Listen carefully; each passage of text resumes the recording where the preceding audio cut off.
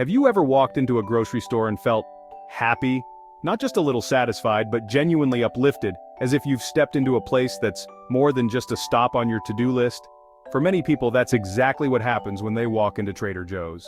It's not just about finding your favorite ice cream or a new snack to try. There's something about the place itself, the music, the colors, the friendly faces, that gives the whole store a unique vibe. It feels like a neighborhood party, not a chore. Where else do you see employees in bright Hawaiian shirts, hand-drawn signs announcing the latest quirky snacks, and shelves filled with products you can't find anywhere else? If you know this feeling, you have one man to thank: Joe Coulombe. Back in the 1960s and 70s, grocery shopping was a bland, predictable experience. Supermarkets were cold, impersonal, and all looked the same. Joe looked at this world and thought, let's make this an adventure. He wanted to turn the weekly grocery run into something people could actually look forward to. Joe wasn't born into wealth or handed a business empire. He was a regular guy from California with a sharp mind, a curious spirit, and a knack for spotting change before it happened. He believed that ordinary people could do extraordinary things if they just saw the world a little differently. Joe noticed a new group of shoppers, teachers, musicians, journalists, and other creative types who had great taste but not a lot of money.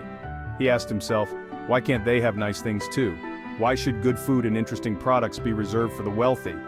Before Trader Joe's, Joe ran a small chain of convenience stores called Pronto Markets. The business was struggling and most people in his position would have given up and moved on. But Joe wasn't most people. Instead of quitting, he doubled down. He studied trends, read everything he could about food and culture, and started dreaming up a new kind of store, one that would bring the world's best products to everyday people at prices they could afford. He built a brand that felt like a friend, one that brought you treasures from around the world, introduced you to new flavors, and made you feel like you were in on a secret. Every visit to Trader Joe's became a little adventure, a chance to discover something new.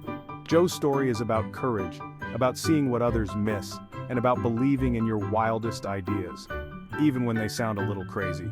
He proved that you don't need to follow the crowd to succeed.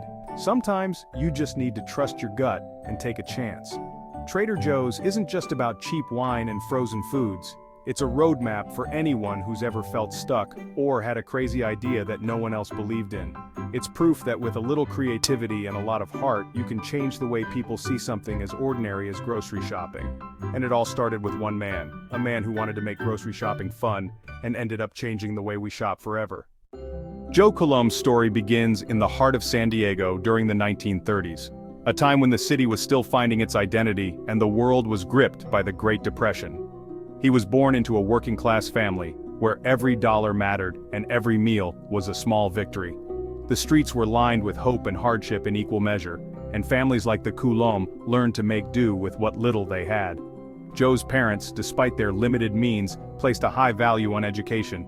They believed that knowledge was the surest path out of poverty, and they encouraged Joe to dream bigger than his circumstances.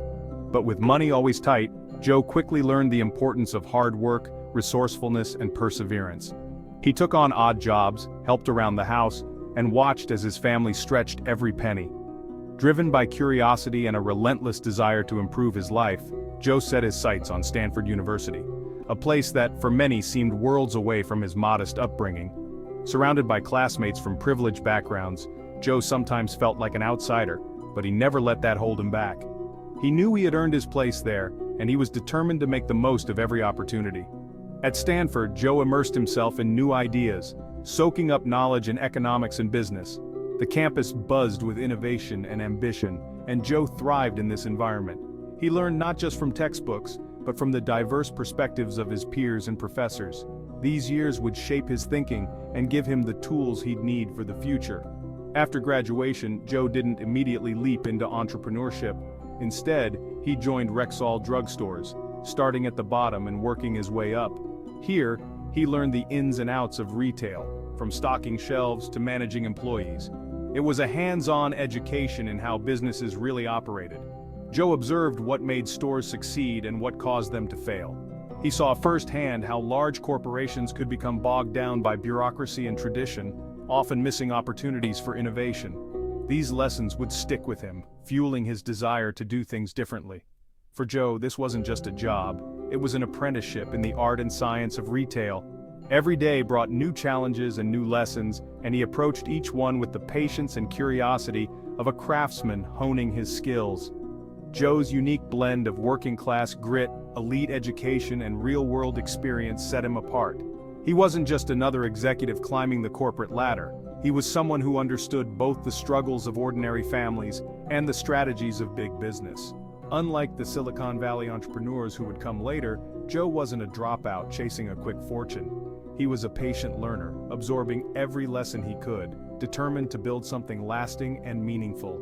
His years at Rexall gave him practical skills and industry knowledge, but it was his upbringing that gave him perspective, a deep understanding of what ordinary people needed and valued.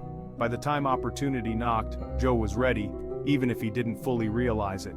The foundation for his future success had been carefully laid, brick by brick, through years of hard work, learning, and quiet determination. Now, with all the pieces in place, Joe was prepared to take his biggest leap yet. It was time to build something new, something that would change the way America shopped forever. In the early 1960s, Joe launched Pronto Markets, a small chain of convenience stores in LA. Things were fine, until 7-Eleven arrived, threatening to crush his business. Most would have sold out. Joe saw a chance to pivot. He bought Pronto Markets from Rexall not for the failing business, but for the locations and a shot at reinvention. Joe realized he couldn't outcompete 7-Eleven, so he stopped playing their game. This was his turning point, a gamble on a new vision. He saw opportunity in crisis, not disaster. With his back against the wall, Joe was forced to think bigger and get creative. The end of Pronto Markets was the beginning of something legendary. Sometimes the best ideas are born from desperation. Joe was about to change grocery shopping forever. The legend was about to begin. With Pronto's keys in hand, Joe studied the changing world of the late 1960s. Americans were traveling, returning with new tastes, and craving adventure, even on a budget. Joe saw a new customer educated, curious, but not wealthy. Mainstream supermarkets ignored them. Joe wouldn't. He envisioned a store that felt like an adventure inspired by the book Trader Horn. Thus, Trader Joe's was born, a place run by a trader who brought back global finds. Employees became captains and first mates, and the store took on a fun, nautical theme. In 1967, the first Trader Joe's opened in Pasadena, stocked with affordable California wines and unique foods. Joe bet that people wanted to discover food, not just buy it. He created not just a store but a destination. The adventure had begun. Trader Joe's was different by design. Joe couldn't compete on size, so he competed on character. The store's tropical, nautical theme made shopping feel like an adventure. No mainstream brands, just curated high-quality, often international products. Joe was a master curator, finding unique items that offered real value. Stores were small, making shopping feel like a treasure hunt, not a chore. Every product had to earn its place. No filler, just the best. Employees were friendly, well-paid, and encouraged to know the products. This created a culture of trust and genuine enthusiasm. Shopping at Trader Joe's felt like being helped by a friend. The experience was intimate, fun, and personal. Joe's approach made every visit memorable. It was a store with soul, not just shelves. That's what set Trader Joe's apart. Building Trader Joe's wasn't easy. Industry insiders thought Joe's limited selection and quirky theme were doomed to fail. He ignored the doubters and stuck to his vision. Financial challenges were constant, no deep pockets, every decision mattered. Focusing on private labels and direct supplier relationships was both creative and necessary. Suppliers were skeptical at first, but Joe built trust by guaranteeing business and paying on time. Slowly, he created a loyal network of producers. Joe's persistence and belief in his customers kept him going. He weathered storms, ignored critics, and built his company one happy customer at a time. The Trader Joe's model was lean, efficient, and resilient. Joe proved that conviction and creativity can outlast the skeptics. Joe's real genius was in private labels. Instead of generic store brands, Trader Joe's became a mark of quality and adventure. By cutting out middlemen, he offered better products for less. Customers trusted the Trader Joe's name, not just the products. The store itself became the brand. Joe knew exactly who he was serving, the overeducated and underpaid. He kept stores small, inventory tight, and listened to customers daily. If something didn't sell, it was gone, making every visit a treasure hunt. This focus and feedback loop created excitement and loyalty. Trader Joe's wasn't just a store, it was an experience. For years, Trader Joe's was a Southern California secret, growing slowly and deliberately. Joe refused to expand recklessly, preserving the store's unique culture. In 1979, he sold the company to Theo Albrecht of Aldi, gaining capital but keeping his vision intact. Joe stayed on as CEO, ensuring the Trader Joe's spirit survived. With new backing, Trader Joe's expanded beyond California, first to Arizona, then the Pacific Northwest, and finally the East Coast. People everywhere loved the quirky vibe and great deals. The brand's appeal proved universal. By the time Joe retired, Trader Joe's was a national phenomenon. The company kept growing but never lost its soul. Milestones like $2 Chuck only cemented its legendary status. Joe's patient, focused approach built one of America's most beloved brands.